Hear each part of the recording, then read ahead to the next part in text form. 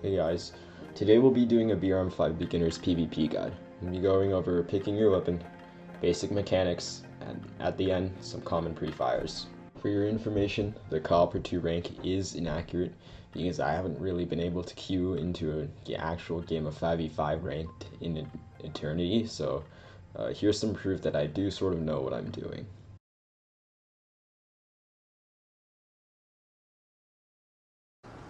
Alright, so when picking your weapon, there are a few main things you want to consider. Damage, fire rate, and recoil. And also some other minor ones, such as the accessories you can mount and the weight. Starting with recoil, it's how much your gun kicks up and around when you shoot. A general rule of thumb for the recoil you should expect for guns is that the larger caliber you have on the bullet, the more recoil you'll have. So while this MP7, shooting a very small bullet, has very little recoil,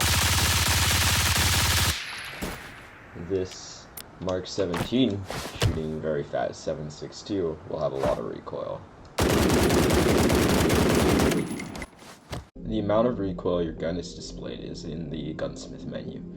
It's below the muzzle velocity, right next to the damage. It's these two numbers, hip and sight. You also might have canted if you have a canted sight.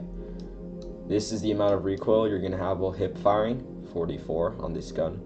And this is the amount of recoil you're going to have while aiming down your sights, which is 37 on this gun. So for recoil, you want a smaller number. Smaller number means smaller recoil. And the circle, this sort of circle shape, will represent sort of your distribution, where if it's more of a pancake and horizontal, it'll go left and right, while if it's more oval-like, it'll go up and down. Also, the more weight and attachments you put on the gun, the less recoil you'll have.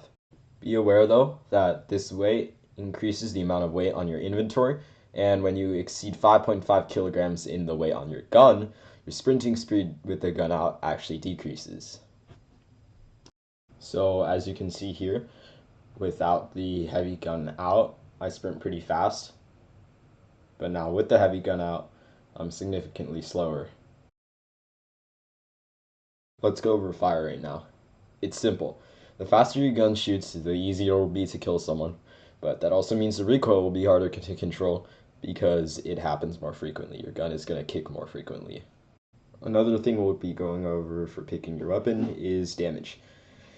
The basic stats you want for a gun are a headshot a little bit over 100 and a torso above 50 for obvious reasons.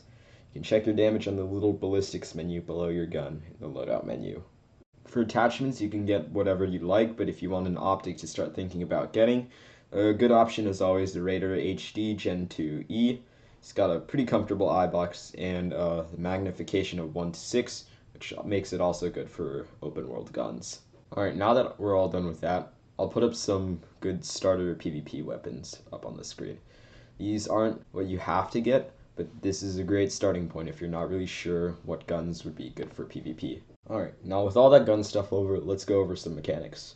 Starting with sound, you want to make sure you have headphones, because being able to hear footsteps is very important when you pick what angle to hold on, say, office, or how you respond to threats in general. Here, on sight, I can hold 3 angles, but because I hear the opponent in defender spawn walking there, I'm going to choose to hold this angle instead, and if he gets close, I can do a pre-fire based off how I hear him.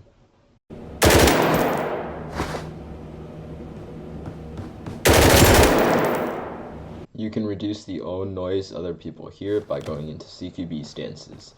Doesn't sound like this in first person, but you can test it on some bots. They won't hear you if you go in CQB stances, which is middle mouse button, versus when you run around normally. Alternatively, you can prone or crouch to also reduce your noise, but be aware that when you go prone, it does have a sound effect that other people can hear.